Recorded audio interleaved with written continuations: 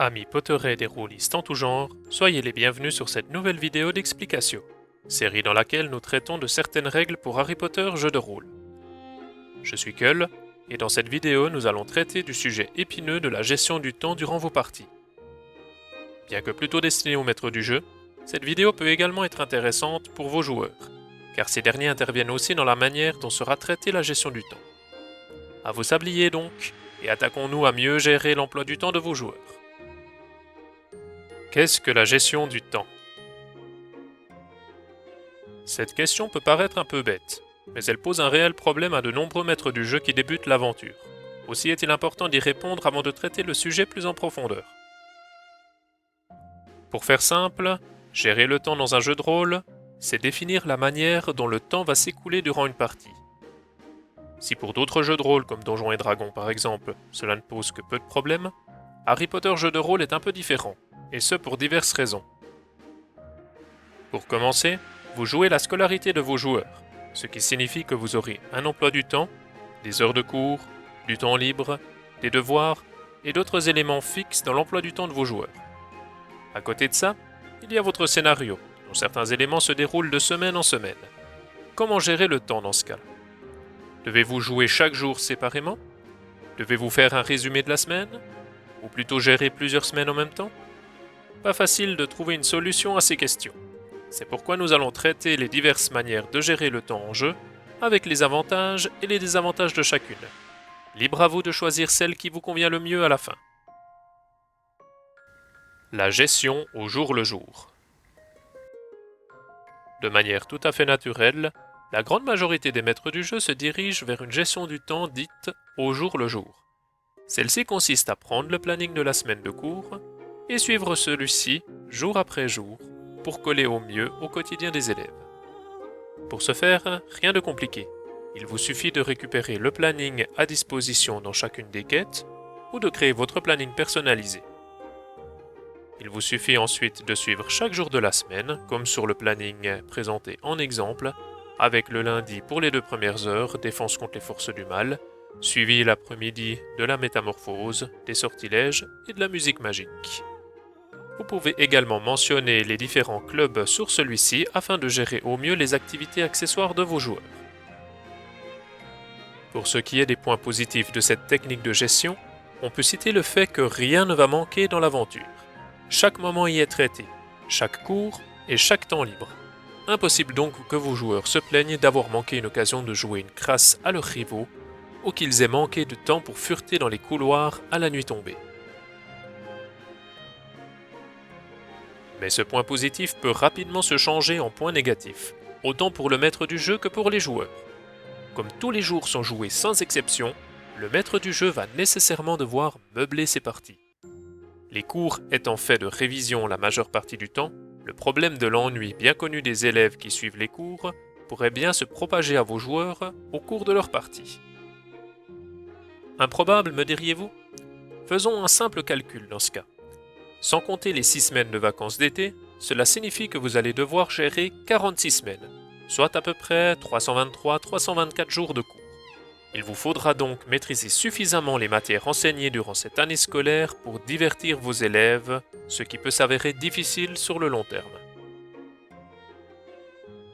Maintenant que nous avons vu les avantages et désavantages de cette méthode, essayons de donner un exemple concret de comment gérer le temps avec la méthode au jour le jour. Prenons un jour de cours au hasard, le mardi par exemple. En se référant à notre agenda, 4 cours sont prévus, à savoir les potions durant les 2 premières heures, puis la pause déjeuner, un cours de botanique l'après-midi, suivi du cours de vol en ballet. Le reste de l'après-midi est libre, sauf pour ceux et celles qui participent au club d'échecs. Finalement, un cours d'astronomie se déroule après le dîner. Ces cours, ces pauses et ces activités accessoires forment donc la journée qu'il faudra gérer pour nos joueurs. En tant que maître du jeu, vous pouvez demander à vos élèves s'ils désirent faire quelque chose de particulier durant cette journée. Si la réponse est non, vous pouvez passer directement à la suite. Pour notre exemple, nous allons dire que 2 élèves veulent récupérer de la mauve douce durant le cours de botanique. Il s'agit d'une plante qui peut être utilisée pour la fabrication de potions. Bien entendu, ils veulent le faire sans se faire attraper par Chourave. Un autre élève a provoqué son rival durant le week-end et veut en découdre avec celui-ci durant le cours de vol en balai. Il désire demander à Madame Bibine s'ils peuvent organiser une course. Finalement, le dernier de vos élèves veut rattraper ses devoirs en retard durant le cours d'astronomie. Avec ces quelques éléments, vous avez tout ce qu'il vous faut pour gérer cette journée.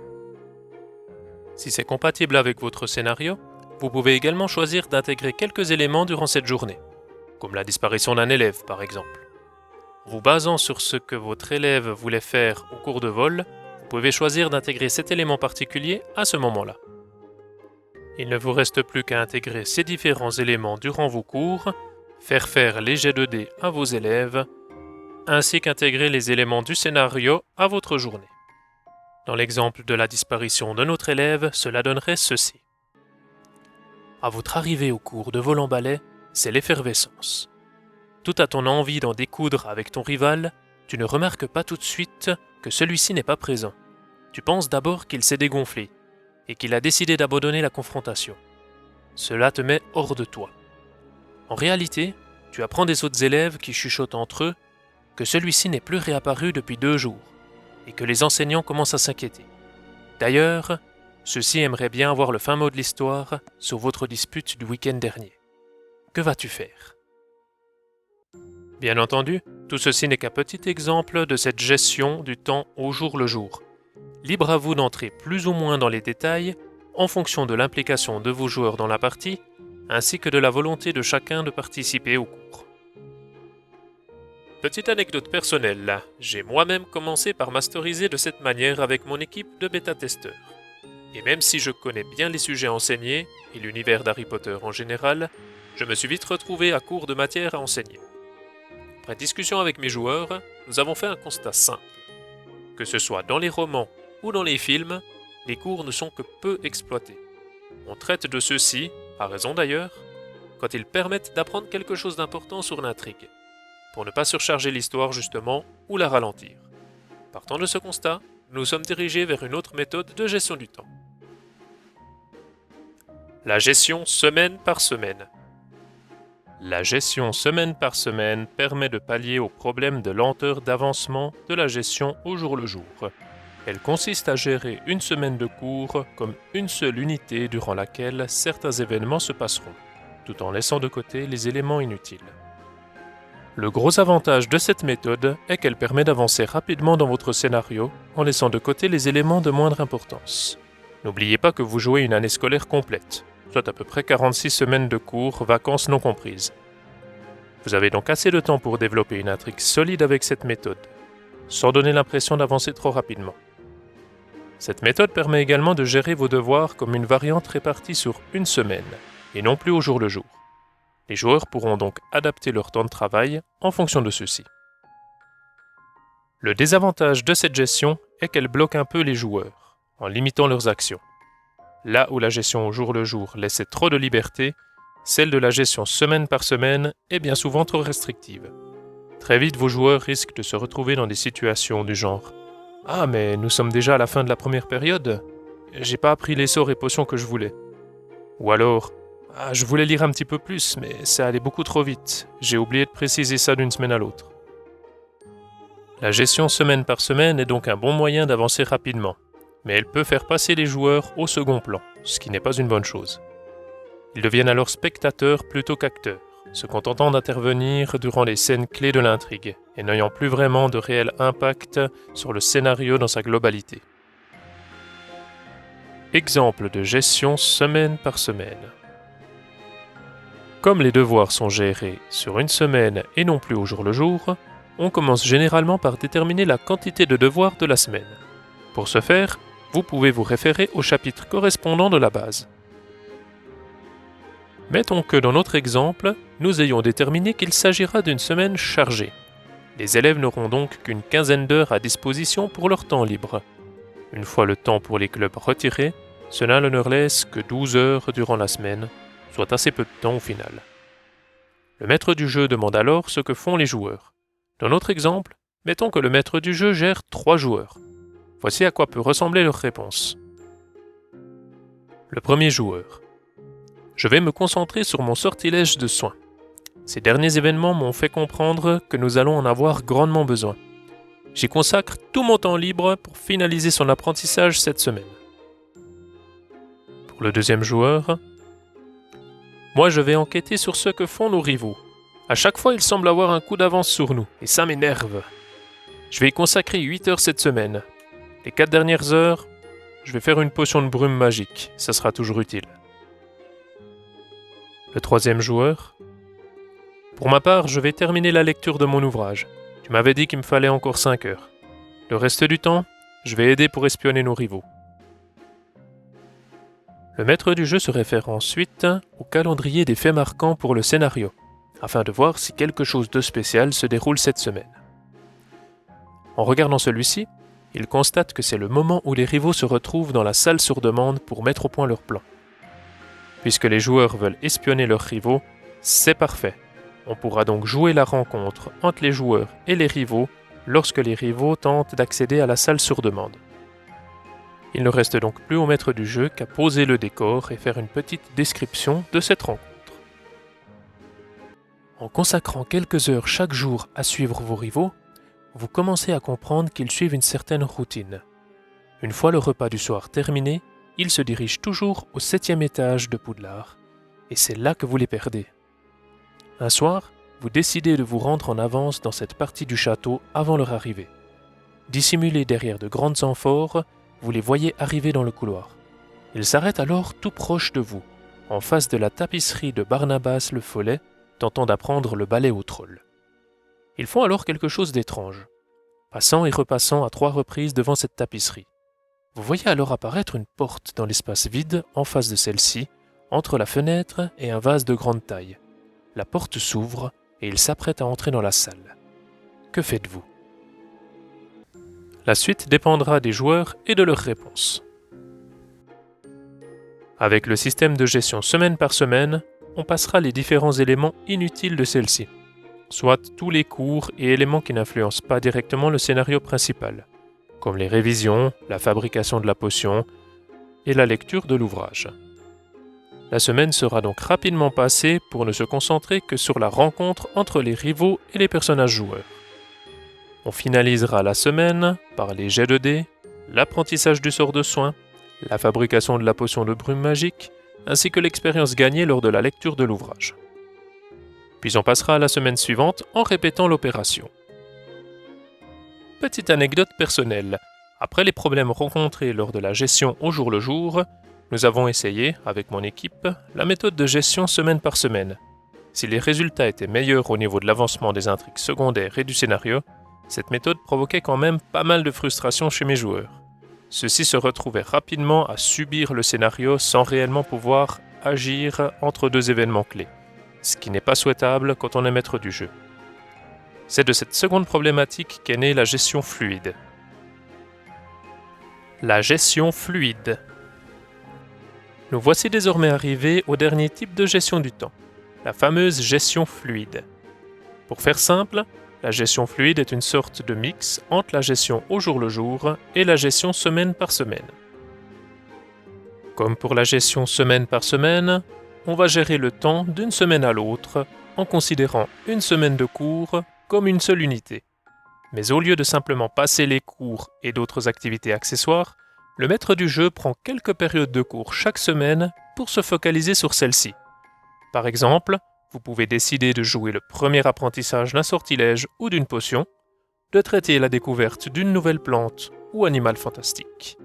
Vous pouvez également vous focaliser sur un cours de Quidditch, un match d'échecs ou sur la lecture d'un ouvrage particulièrement intéressant lors de l'une des séances d'un club.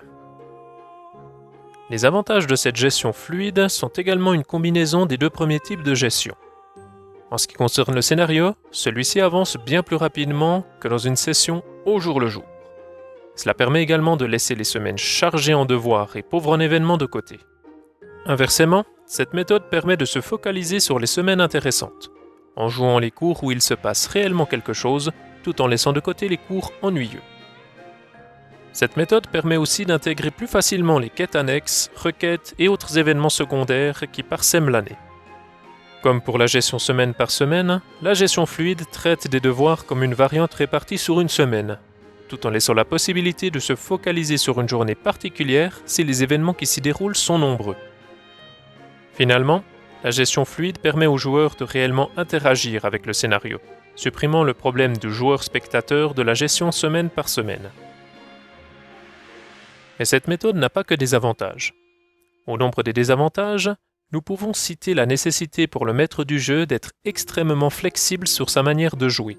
Il lui faudra aussi parfaitement maîtriser les éléments que ses joueurs veulent jouer, ainsi que les quêtes annexes, les requêtes et tous les événements qui entourent le scénario principal, ce qui peut être assez effrayant quand on débute. Finalement, cette méthode rallonge considérablement le temps de jeu et le nombre de séances pour terminer une année scolaire, avec le risque, comme pour la gestion au jour le jour, de se retrouver à court de matière à faire jouer à vos joueurs au final. Ce dernier point dépend fortement de l'investissement de vos joueurs dans la partie. Plus ceux-ci s'impliquent dans celle-ci, dans vos scénarios, dans vos requêtes et dans vos quêtes annexes, et plus la durée de vos semaines sera longue. Inversement, si ceux-ci ne veulent pas s'investir, ou peu s'investir, vos parties ne devraient pas être trop rallongées. Prenons maintenant un petit exemple de gestion fluide. Comme pour la gestion semaine par semaine, on commencera par déterminer la quantité de devoirs, ce qui nous donnera le temps libre restant pour les joueurs. Mettons qu'on obtienne un 88 sur la tabelle, soit une semaine bien chargée. En se référant à cette dernière, nous voyons que les élèves auront environ 36 heures de devoirs durant la semaine, donc à peu près 15 heures de temps libre. On peut transmettre cette information aux joueurs en brodant un petit peu. Comme annoncé par vos enseignants la semaine dernière, cette semaine sera très chargée, avec plusieurs gros travaux à rendre.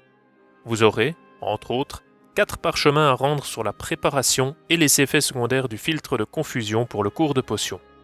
Un travail de recherche sur la chasse aux sorcières au Moyen-Âge, un autre sur l'annulation de métamorphose, 2 heures d'entraînement en salle de duel sur le sort de stupéfiction, et d'autres travaux qui ne vous ont pas encore été donnés, mais dont vous savez qu'ils seront longs et pénibles.